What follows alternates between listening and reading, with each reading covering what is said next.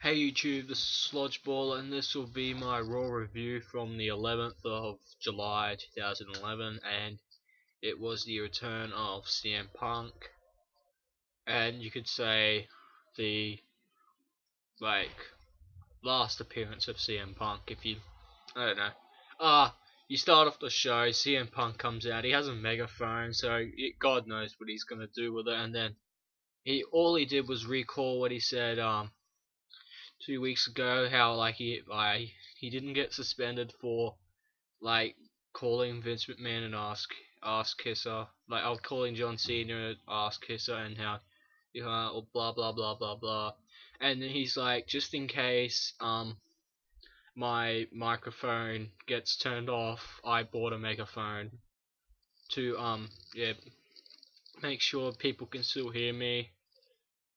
Yeah, and he was talking how the microphone has the most power. It's the hottest property in the industry because you can tell the people what you think, and you can get stuff using the mic, communicating with others.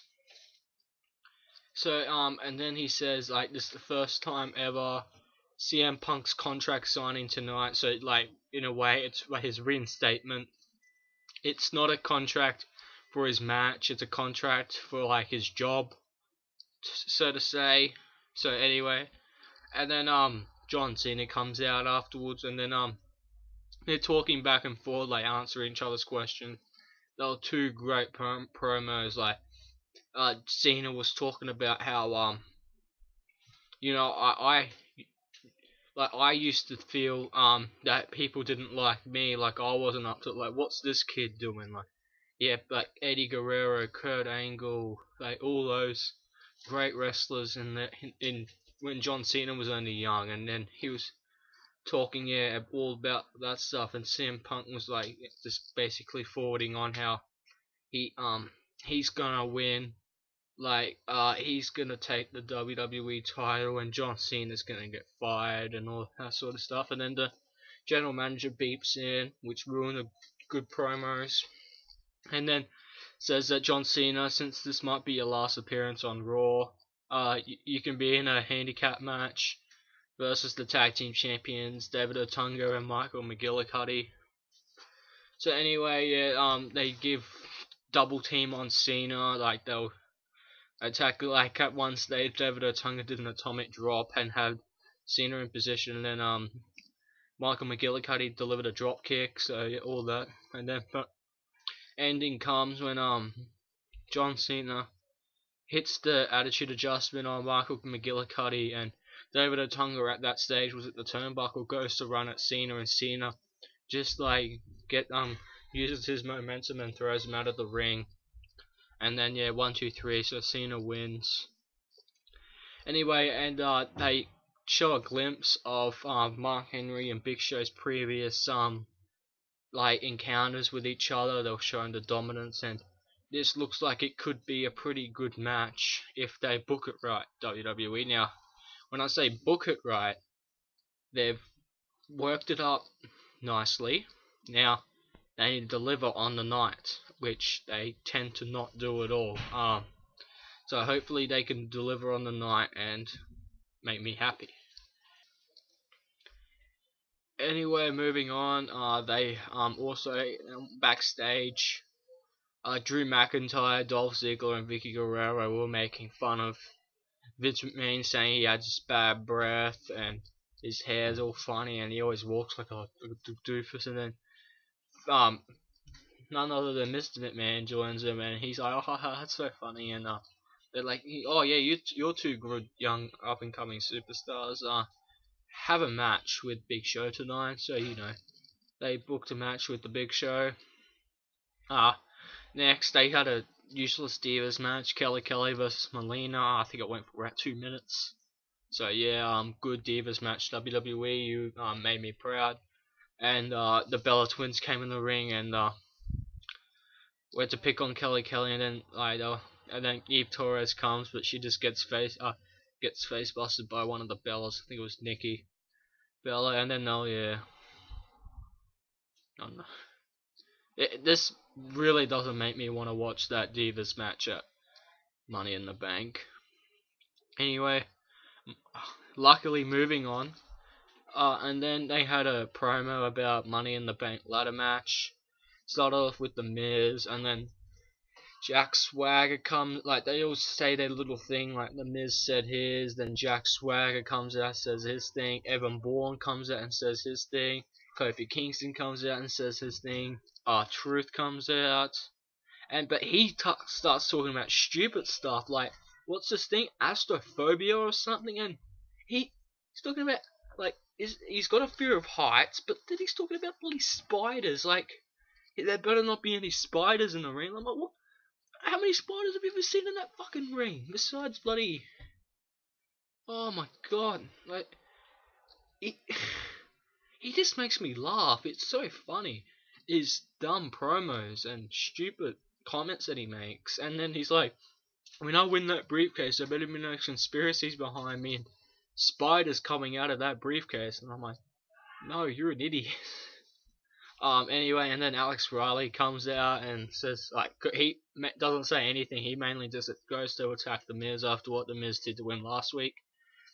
Then Del Rio comes out and starts talking about how it hits his destiny to win WWE Championship and how it's not fair on him that he has to be in this match after he won a number one contenders match last week and got booked out. But trust me, he's going to be the number one contender next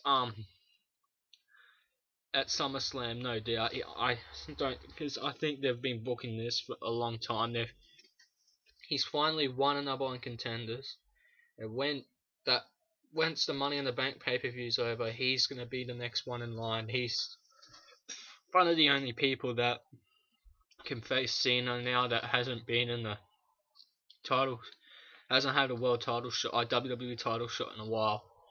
Anyway, and then they announced a match, but it was obviously a dark match because you didn't see it. It was Evan Bourne, Alex Riley, and Kofi Kingston versus R-Truth, The Miz, and Jack Swagger. Anyway, apparently it was obviously a dark match because you didn't see it. Well, I didn't see it. And they just showed a bit of highlights from it, and it just mainly showed Alberto Del Rio interfering in it and just throwing ladders at everyone. So anyway, next you had the 2-on-1 handicap match, Big Show versus Dolph Ziggler and Drew McIntyre. Dolph Ziggler he was in the ring for about 4 seconds, makes a tag to Drew McIntyre, but Drew McIntyre just gets dominated. I think the bell ends up ringing, so it was like a no result or a disqualification. Anyway, he's up near the stage area onto the left side where all the lighting and all the stuff is there where the big WWE sign is. Goes to chokeslam Drew McIntyre, and out of nowhere you see Mark Henry run, and as Big Show's gone to choke, he's lost control of him, so Drew McIntyre's gone out somewhere, and Mark Henry and Big Show have just collapsed on the there was like linen plastic there, so they landed on that. But like they weren't even talking about Drew McIntyre. Like he had a worse fall. He went out he landed on probably one of those metal poles. So hopefully he's okay. Like I wrote they weren't even talking about McIntyre after that. Like there was like one referee there, and there was about 12 around Big Show and Mark Henry. So luckily he should have been okay because I like Drew McIntyre. Anyway, and this is the official main event now. This went for a long time. I reckon it was 25 minutes. That was without an ad break. Like with ad breaks, it would have been close to 30 minutes. Like so. It was obviously a big significant something. Like, it's a 2-hour show, so having 30 minutes of a main event, and they had the first 15 to 20 minutes of the show anyway, so they almost had half the show devoted to CM Punk and John Cena and Mr. McMahon, so pretty good. So like Vince McMahon comes out, he tries to make a good impression, like he's trying to like wow the crowd, but the crowd aren't. They're dead. And yeah, he's going to give high fives to people, and Cole's jumping up and going, high five me, and he's just like looking at him and then just like looks away like, oh yeah, okay. And then yeah, Punk Cole, which was pretty funny. and John Cena's father and wife were in the crowd, so he shakes their hand, and he was just talking about how this like he's give it to what do you call them, CM Punk's like legal team, and they're like, oh yeah, so they've worked through this and they agree with it, so I just need you to come out and sign with it. CM Punk comes out and he starts talking about the contract. He's like, no, don't agree with this contract, and he's like, no, I want to do this, and he's like putting all this stuff into perspective. There we go, got the word out. And he was talking about like he wants collector car, he wants everything with his face on. He wants a private jet. He wants everything. He wants bloody his face on the turnbuckles. He wants bloody knives and forks with his name on it. He wants a WWE exclusive movie. He wants to be in the main event at WrestleMania 28. So he's wanting everything, and then goes to sign the is about to get the contract, and then John Cena comes out and starts talking about how, like, you know, you're saying what they want, when anyway all you want to do is get the title and get out of here, so you're not pleasing them at all. And he's like, there's also another guy that says I'm back forever and I'm not gonna leave, and he was obviously talking about The Rock. And he's like, and yeah, so and then he was talking, yeah, and like how you think you know what the fans want, but clearly you only want what you want, because all you want to do is leave the WWE with the WWE Championship, and then like there'll just be like a big fall in the WWE, and then Cena, and then CM Punk was like, you don't get me, Cena. He was talking about past appearances, like at WrestleMania 22 when he was with John Cena, like he was there with him, but all he ever wanted to do was be in the ring and beating him and making him like go away from the ring, and then he eventually leaves after Punk was bad mouthing his town, like Boston, and bad mouthing his father and wife, and so Cena hits him, like punches him in the head. Punches him in the head, and then CM Punk leaves the ring and rips up the contract and says, at Money in the Bank, you're losing the WWE Championship, John Cena, and most of all, you're losing CM Punk, and he just walks away. And Vince was there the entire time, like all they were doing is beating the shit out of him, so he was just standing there like a lost dog. But anyway, that's how Raw finished. But after that, I told in my weekly news video, there was a dark main event, which was John Cena and CM Punk in the street fight. That's why Cena was in the ring so early, and CM Punk didn't have a match, so they were just mainly working up to that match. So I wonder how that match went. Probably Super Cena won. He always wins those type of matches. Anyway, comment on how you think Raw went. I enjoyed it. I'd give it an 8 out of 10.